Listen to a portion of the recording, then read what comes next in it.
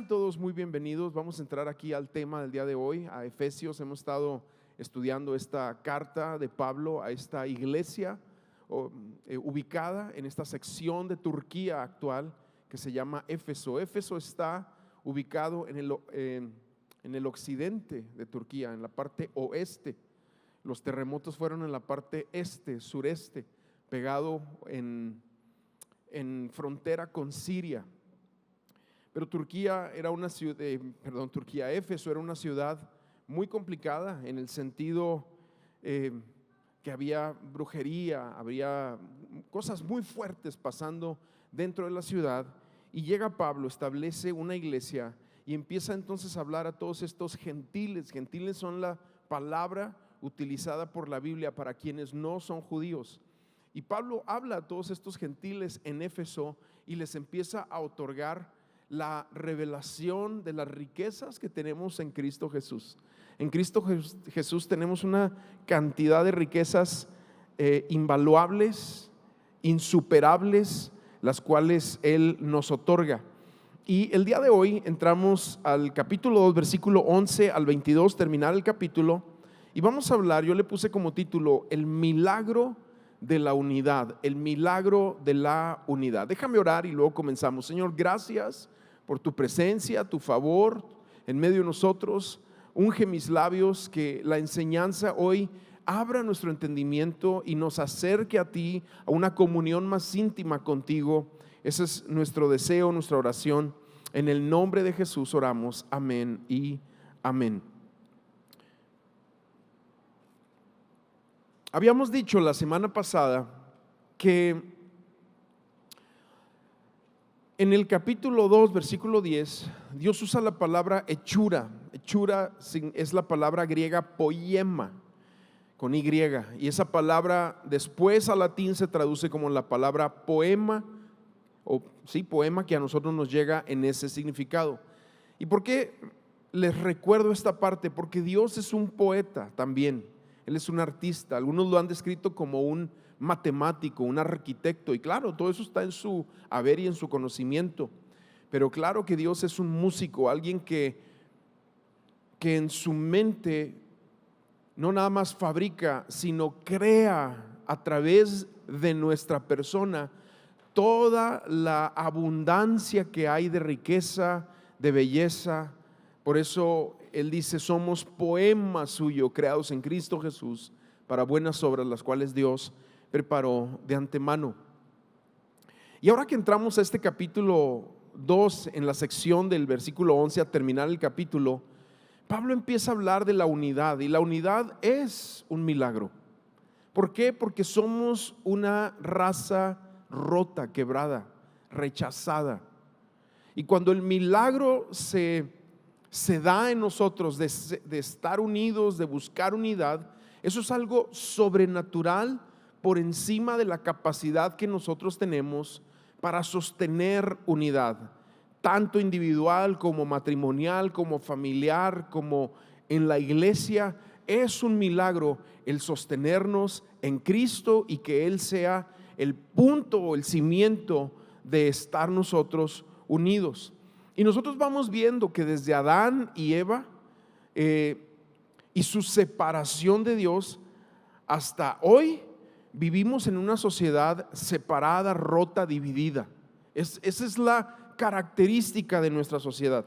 La palabra separación, la palabra me voy, la palabra o las frases hasta aquí, mejor voy a estar solo, hablan de esa falla que nosotros como seres humanos tenemos, y habla de ese profundo rechazo, y manifiesta el fruto del rechazo separándonos, queriendo decir: ya me voy. Yo no sé cuántos de ustedes han entrado a un trabajo, a lo mejor tienes 20 años en el mismo trabajo y todos los días piensas: ya me voy. Llegas a iglesias y dices: no, ahora sí, ya me voy. En el matrimonio hay días gloriosos, pero hay días infernales. ¿Sí? Hay días de lluvia, hay días de sol, hay días nublados, y de repente dices: ya me cansé, ahí nos vemos. Y si bien no estoy desestimando los momentos donde sí es importante apartarse, obviamente en un matrimonio si hay violencia, si hay abusos continuos de algún tipo, hay que tomar distancia obviamente. Si una iglesia deja de predicar el evangelio y la palabra y se convierte en una serie de doctrinas raras, hay que apartarse. Si en la familia tus padres son tóxicos y solamente están en un continuo ciclo nocivo, vicioso, de estarse haciendo daño, y tú estás en una edad de salir de tu casa, nosotros hemos recomendado de repente, ¿sabes qué? Apártate de tus padres. Cuando están en edad, obviamente jamás le diríamos eso a un adolescente ni nada de eso, pero y entendemos esa premisa de que hay momentos donde la situación sí está tan complicada que lo mejor es separarnos. Pero aquí te estoy hablando también de eso profundo que está en el corazón del hombre, donde muchas veces el deseo de separación es porque en nuestro ADN espiritual y en nuestra línea genealógica pecaminosa que da hasta el huerto de Edén, en la persona de Adán y Eva, desde allá proviene ese sentir de separación, de apartarnos, de decir ya estuvo bueno, mejor ya no, me voy, etcétera. Todas esas palabras y frases que muchas veces surgen del corazón, surgen precisamente por esa separación que tuvieron Adán y Eva de Dios, escogiendo su propia opinión por encima de la de Dios. Además de eso, la historia de la iglesia es una historia lamentablemente de muchas divisiones. Tú puedes ver en las epístolas, tú vas viendo cómo en cada una de las iglesias que el apóstol Pablo va plantando y va fundando, él anima a las iglesias a que mantengan la unidad, a que los divisores dentro de las iglesias, el apóstol Pablo es tajante cuando hay gente divisora, gente que quiere meter chisme, gente que quiere meter ideas. Así como dicen los proverbios, hay cosas que Dios detesta, pues una de ellas es la gente que mete disensión entre los hermanos. Eso lo viene ahí en Proverbios en el capítulo 7. Y todo eso es una realidad de la iglesia desde los tiempos de Pablo. Por ejemplo, a los filipenses, hasta Pablo en carta deja los nombres de dos señoras que se tenían que poner de acuerdo, Evodia y Síntique. Les dice, pónganse de acuerdo. Wow, qué pena que salga tu nombre ahí, ¿verdad? Y ni modo, pues se tuvieron que poner de acuerdo doña Evodia y doña Síntique porque andaban de la greña. Continuando en la historia de la iglesia hasta la reforma, la separación de las iglesias históricas y de la iglesia metodista. Bueno, primero se separan en la reforma, unos de una doctrina, otros de otra doctrina o de pensamientos de doctrina. Hay una separación y luego las iglesias históricas se van fundando, los bautistas, y luego se separan de ahí algunos grupos, y luego los metodistas, y de ahí salen los nazarenos, y así es hasta el día de hoy, porque vivimos en una sociedad quebrada, rota, que no se aguanta, divorciada. Vivimos en una sociedad así. Y este capítulo 2, versículo 11, ahora lo que Pablo va a hablar es el milagro sobrenatural en un mundo quebrado, dividido, como yo te decía, divorciado. Va a hablar la obra de unidad que Dios hace en nosotros a pesar de edad, cultura, socioeconomía, raza y lo que tú quieras. Porque cuando Jesús está en la iglesia, Él es el pegamento para la unidad.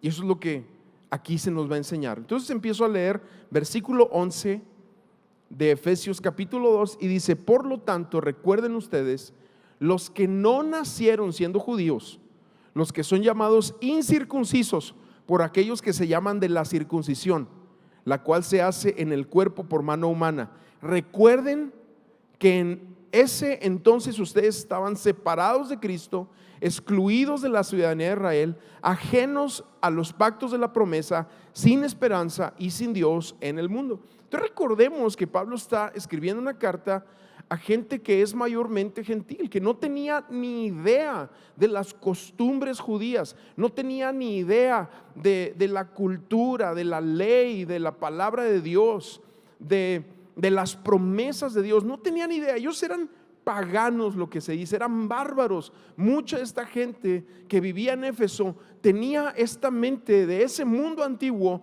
donde eran totalmente separados de Dios. Y aquí es donde viene el apóstol Pablo y les habla. Y recordemos también, por otra parte, que los judíos veían a los gentiles como ciudadanos de segunda categoría. Sí, de hecho se les decía perros. ¿Recuerdas aquella ocasión donde Jesús se va, según, a tomar un descanso y se va a la zona de la playa, ahí en Ciro, y llega esta mujer y se da cuenta que Jesús anda por ahí y le dice: mi hija está endemoniada, sánala, libérala. Y Jesús dice: pero es que yo vine a las ovejas perdidas de la casa de Israel. Sí, porque esa era primero su encomienda de parte de Dios. Dice, y luego dice Jesús: y no está bien dar la comida de los hijos a los perrillos. Wow, pareciera ofensivo, pero de cierta manera los que vivían alrededor de Palestina sabían ese desprecio de muchos, aunque Jesús no lo decía con desprecio. Pero esta mujer en esa porción dice: bueno, aún los perrillos toman de las migajas que caen de la mesa de sus amos. Y esta mujer conquista el corazón de Jesús. Y Jesús dice: wow, tu fe te ha salvado, tu hija queda sanada. Y en ese momento la hija queda liberada. Pero esta era una realidad entre judíos y gentiles que nosotros vemos atravesar ahí en las escrituras. Y los judíos tenían encajonados, estereotipados a los gentiles como ciudadanos de segundo nivel. Y Pablo aquí también acentúa todo lo que nosotros como gentiles no teníamos hasta que nos encontramos con Cristo. En el versículo 12 dice que estábamos sin Cristo. O sea, el gentil no tenía a Cristo. Tenían sus dioses, tenían sus costumbres, su paganismo, sus religiones raras. Pero sin Cristo es en muerte eterna. Significa sin perdón, sin pastoreo. Juan dice: el que tiene al Hijo tiene la vida, el que no tiene al Hijo de Dios no tiene la vida. Otra de las cosas características que viene aquí dice: alejados de la ciudadanía de Israel. Significa que no tenían ciudadanía, no había ciudadanía en nuestro haber espiritual. Tenemos una ciudadanía aquí terrenal como mexicanos, o a lo mejor tú tienes alguna otra ciudadanía, pero espiritualmente sin Cristo estábamos como sin nación, sin pueblo, sin país, sin patria, sin gobierno. Y eso es lo que está hablando aquí. Sin ciudadanía de Israel, habla de esa realidad. Y luego dice: ajenos de los pactos, de las promesas. Imagínate cuántas promesas nosotros como gentiles hemos aprendido, porque no estaba en nuestra cultura. Nosotros provenimos de la mezcla de varias culturas y no estaba en nuestro haber. Pero cuando vamos leyendo la palabra de Dios y vamos leyendo: yo pelearé tu batalla, si tus pecados fueren rojos como la grana, vendrán a ser blancos como la nieve. O el Señor es nuestro pastor, o no te dejaré, no te desampararé. Y tantas promesas que antes no teníamos, a las cuales estábamos alejados, ahora las tenemos en Cristo Jesús. Y eso es lo que Pablo está hablando aquí. Dice: sin esperanza. También dice ese versículo 12 que estamos leyendo: vivir desesperanzadamente. De hecho, había una frase que Pablo también la usa en algunas de las porciones. Dice: pues comamos y bebamos, que mañana moriremos. Esa es una expresión de todo en esta vida. Vamos a invertirle toda esta vida y no nos vamos a entender de que hay algo en la eternidad. Hay un umbral que vamos a pasar y nos vamos a topar con Dios. Pero habla de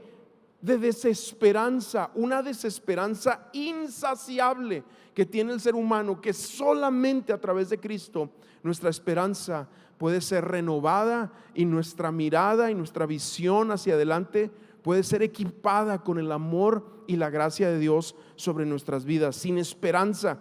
Y luego dice: sin Dios en el mundo. Qué difícil vivir sin Dios en el mundo. Y cuánta gente no camina así. sin Dios en el mundo. La palabra nos dice que Jesús enseña, dice: yo me voy a ir, pero voy a enviar al ayudador. No les voy a dejar solos, no les voy a dejar huérfanos. Cuando Él en Mateo 28 da la gran comisión, dice: y yo voy a estar con ustedes todos los días hasta el fin del mundo. ¿Cómo? A través del Espíritu Santo, a través de otorgarnos la realidad de estar con nosotros todos los días en este mundo que es contrario a nosotros. No podríamos caminar en este mundo si no es con Dios con nosotros, y eso lo está recordando en este pasaje que acabamos de leer. Versículo 13 dice: pero ahora en Cristo Jesús, ustedes que antes estaban lejos, Dios los ha acercado mediante la sangre de Cristo. Su sangre nos da esa cercanía al Padre. Y cuando hablamos de sangre, siempre suena raro, ¿no? Como que sangre, ay, suena fuerte. Pero esa es que la realidad de que Jesús es el Cordero de Dios. Recuerda que en el antiguo pacto, desde que Adán y Eva pecan, Dios tiene que hacer el primer sacrificio de un cordero para poder cubrir su vergüenza con las pieles. Y de ahí hasta la cruz del Calvario hay una serie de sacrificios que son figura y sombra de lo que Cristo iba a hacer. Y todo hablaba de sangre. Ahora, cuando tú vas a ver a las culturas, los incas, los chinos, los japoneses, los aztecas, los mayas, los indígenas allá en el norte de Estados Unidos, todos tienen una relación muy fuerte de derramamiento de sangre, aún hasta de sacrificios humanos, porque dentro de la entendimiento humano, pero en ignorancia, saben que la única manera de saciar la justicia o la ira de los dioses era a través de derramamiento de sangre. ¿Y eso de dónde viene? Eso está intrínseco en el entendimiento espiritual del ser humano, porque sabe que Dios no acepta sino sangre, pero no cualquier sangre. Y eso es lo que Dios nos aclara aquí, y lo que la palabra nos va diciendo: es la sangre de su Hijo Jesucristo lo que limpia nuestros pecados, no la sangre de animales, no la sangre en sacrificios, no ese tipo de cosas. Pero eso es lo que ahora nos está aclarando aquí. Y su sangre nos cubre espiritualmente hablando. La razón por la cual Dios te ve con ojos de amor no es porque seas muy bonito, ni porque seas una gran persona. La razón por la cual Dios te ve con ojos de amor, la razón por la cual tú eres receptor de todo su amor, todo su carácter, su bondad, su pastoreo, toda su gracia sobre tu vida, sus promesas, es porque Cristo te ha cubierto con su sangre.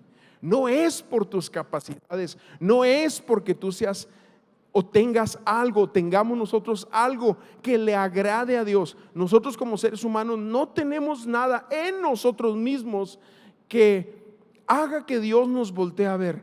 Es Cristo en nosotros la esperanza de gloria. Es Cristo que nos ha lavado. Es su sangre que nos ha redimido. Es el hecho de que Dios nos ve con ojos de amor porque ve a Cristo en tu vida.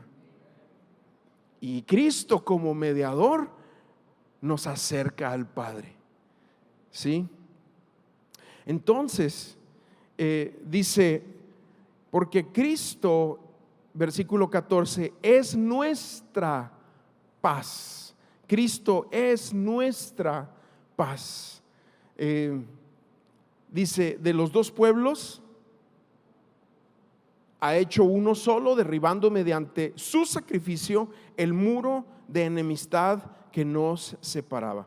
Y yo quiero decirte algo, entre paréntesis, esto significa o habla de mucho, pero la paz solamente la vamos a encontrar en Jesús.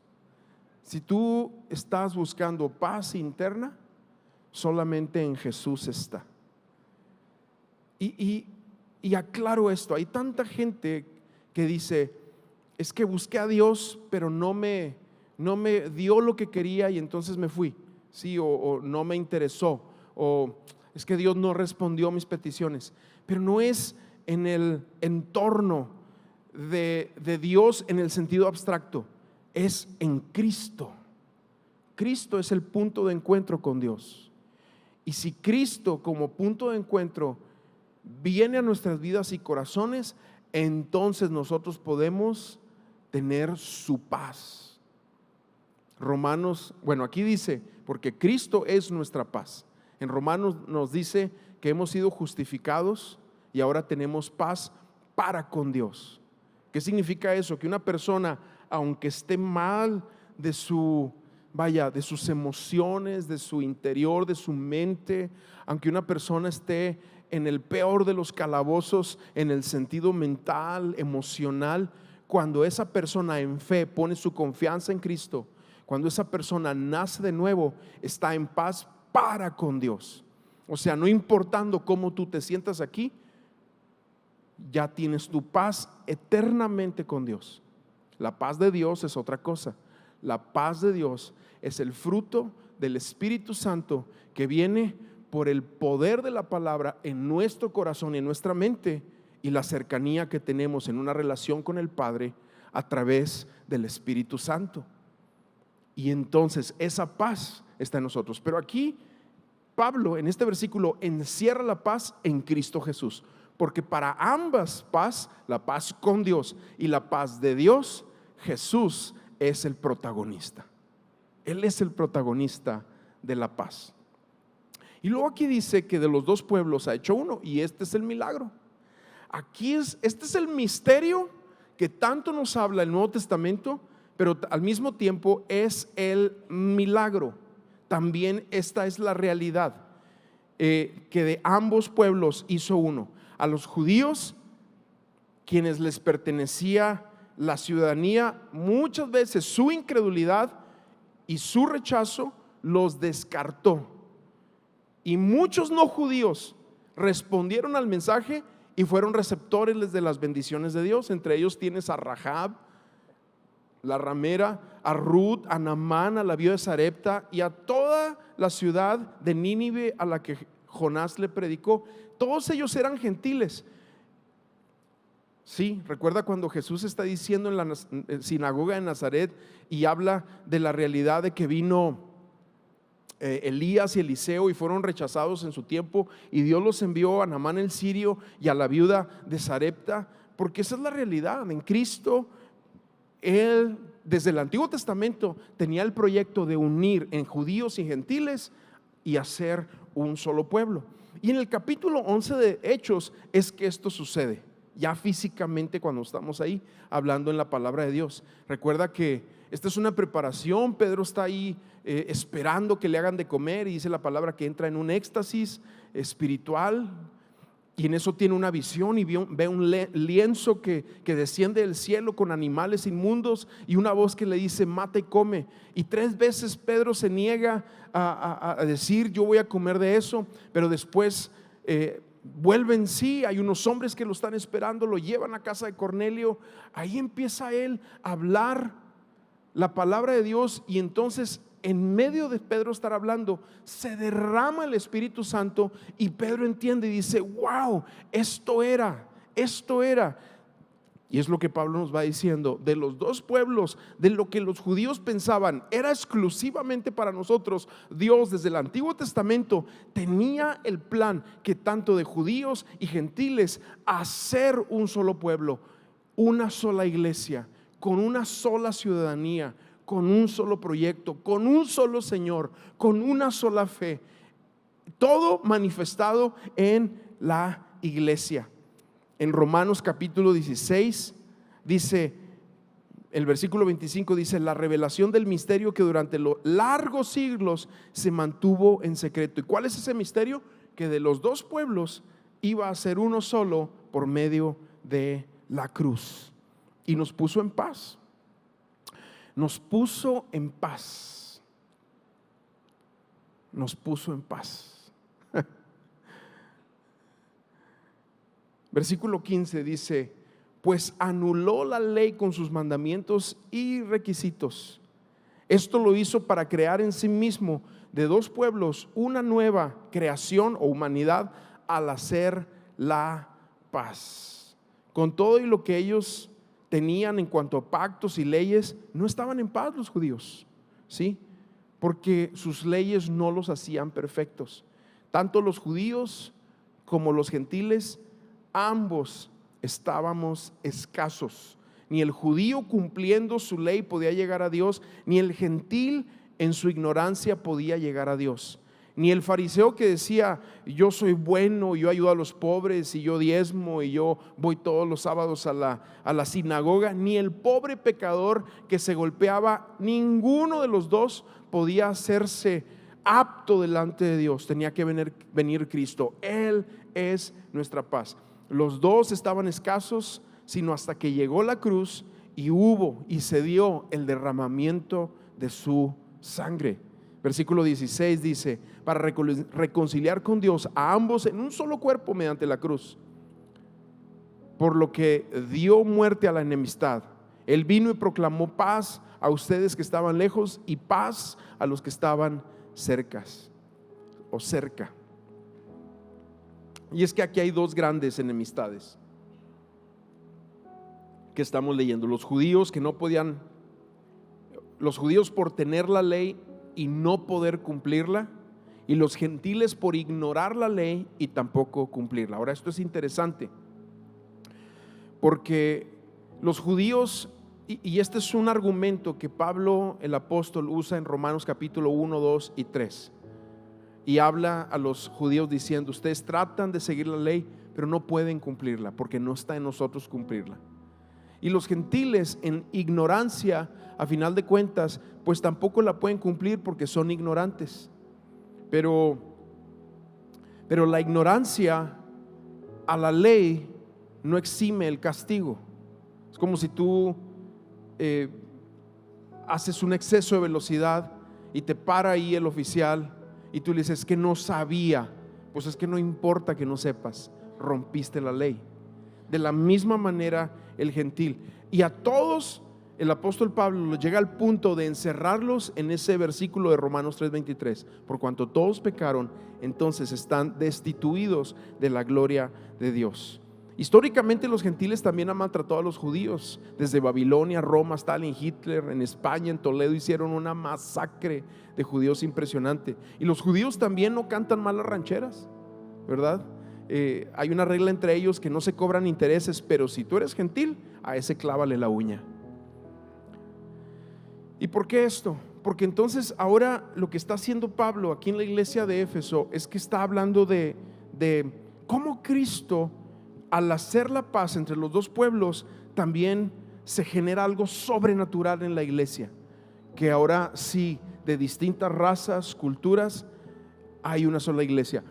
Jesús lo dice cuando Él está todavía caminando y anda en Jerusalén y entra al templo y tira las mesas de todos los que están traficando ahí con los sacrificios de la gente, etcétera. Dice, mi casa será llamada casa de oración a las naciones. Y luego en Apocalipsis nosotros vemos esa figura que de todo pueblo, tribu, lengua y nación adoraban a Dios, en esa figura o esa visión de lo eterno, porque eso es lo que hace. Pero Pablo aquí nos lo está explicando. Versículo 18 dice: pues por medio de Él tenemos acceso al Padre por un mismo Espíritu, los unos y los otros. Dios no ha hecho acepción de personas y nos ha dado entrada a los dos en un mismo Espíritu. Versículo 19 dice: por lo tanto, ustedes ya no son extraños ni extranjeros, sino conciudadanos del pueblo elegido y miembros de la familia de Dios. La Biblia dice en Romanos que nosotros fuimos injertados al olivo original, siendo nosotros un olivo silvestre que daba un fruto que no se puede comer. Fuimos injertados al olivo original, porque eso fue lo que sucedió. No los judíos no se unieron a nosotros espiritualmente nos unimos a ellos. Y en Romanos capítulo 2 versículo 29 Pablo habla de los verdaderos judíos. Son aquellos que aman a Dios con el corazón. No tienes que hacer un esfuerzo por ser una mejor persona o guardar ciertas cuestiones de la ley o hasta llegar a visitar a Israel y hacer todo este tipo de cosas que muchas veces la gente los quiere hacer porque quiere sentirse más cercanos de Dios. Pero la única manera de sentirnos más cerca, más unidos con Dios, es a través de Jesús. Versículo 20 dice: edificados sobre el fundamento, y aquí está, esto es importantísimo, de los apóstoles y los profetas, siendo Cristo Jesús mismo la piedra angular. Yo no sé si tú has visto construcciones antiguas como acueductos o puertas antiguas que están en catedrales muy grandes, pero hay acueductos romanos de hace 2000 años. A mí me ha tocado ver algunos de ellos y es impresionante, son altísimos algunos de ellos, y son piedras que no están pegadas, no tienen un cemento, pero están muy bien hechas, muy bien diseñadas, y llega a un punto donde la piedra angular es una piedra que hace un ángulo, ahí descansan las demás. Tú quitas la piedra angular y se viene abajo como un efecto dominó todo ese acueducto.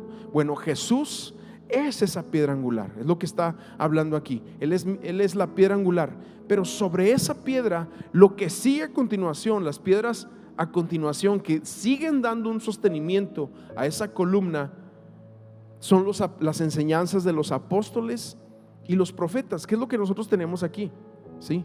Es lo que nosotros tenemos aquí en la palabra de Dios. Pero Jesús es la piedra angular. Versículo 21 dice: en él todo el edificio bien armado se va levantando para llegar a ser un templo santo en el Señor.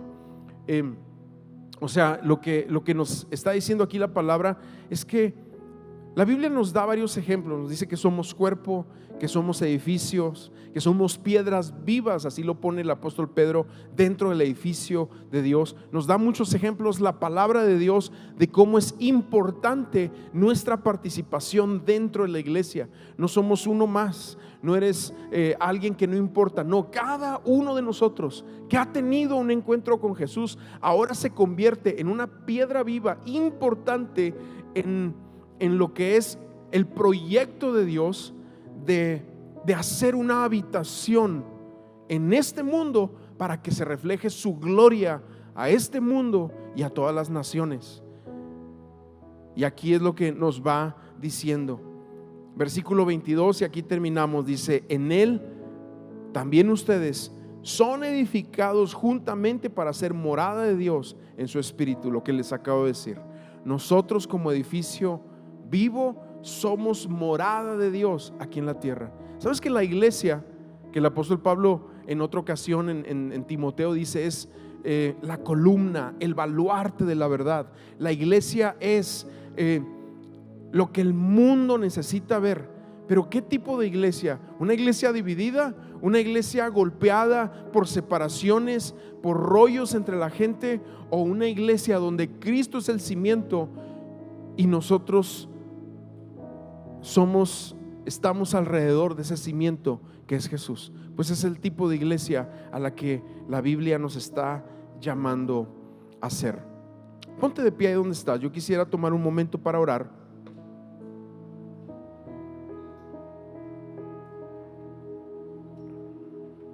Y mientras estábamos ahorita en el tiempo de adoración y pensaba yo en esta enseñanza, también pensaba que muchas veces hay personas que tienen un sentir como de que no caben, de que no embonan, de que no entran, como que tú te sientes una pieza de rompecabezas de otra caja y no sientes que embonas en la familia, en el proyecto que Dios tiene.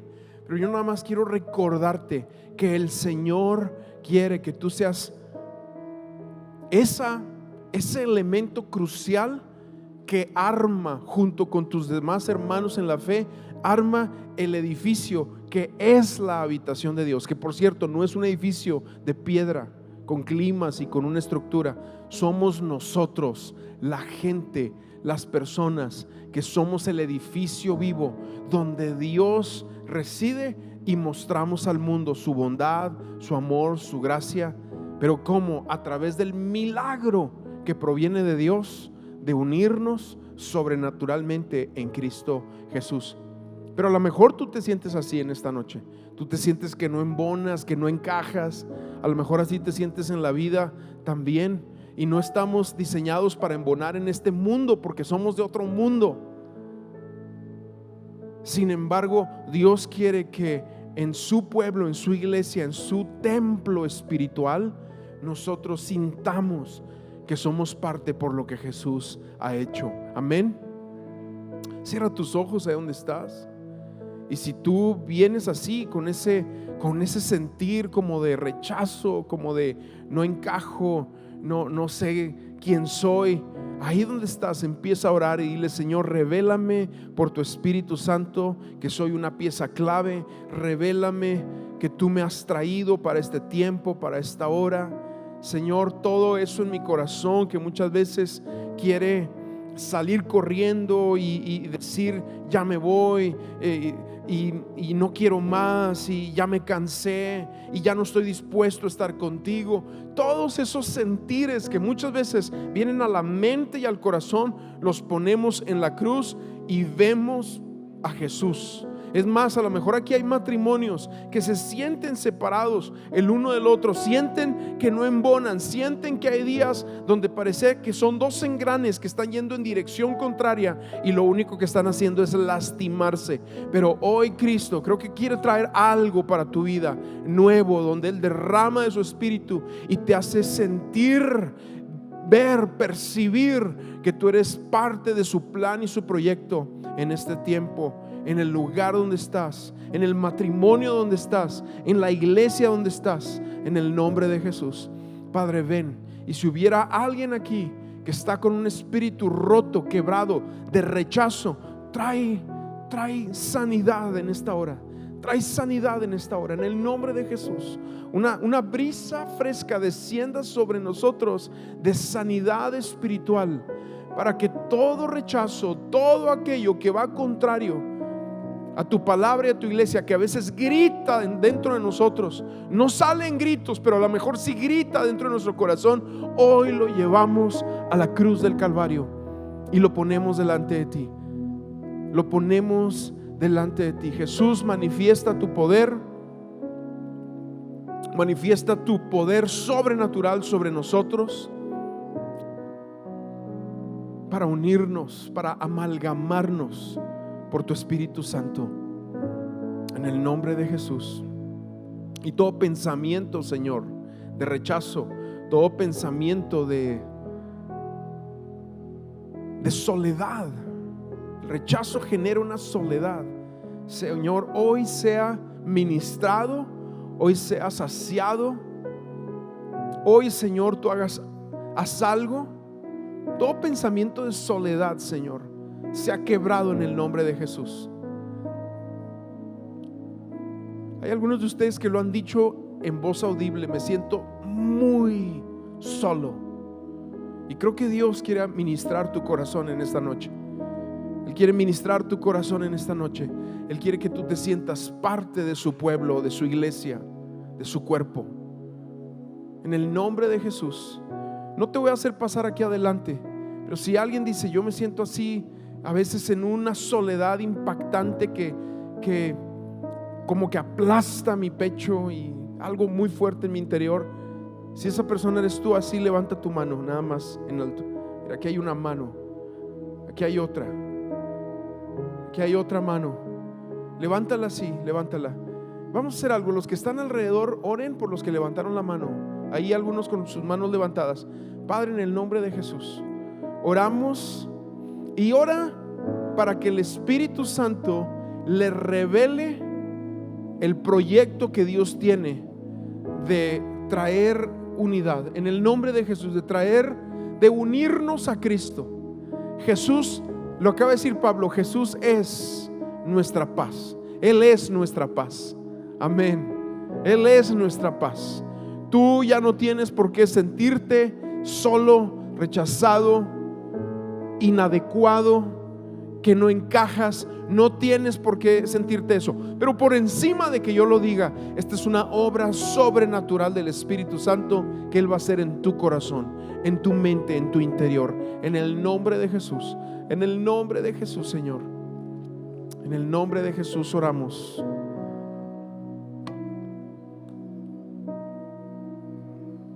Amén. Amén, amén.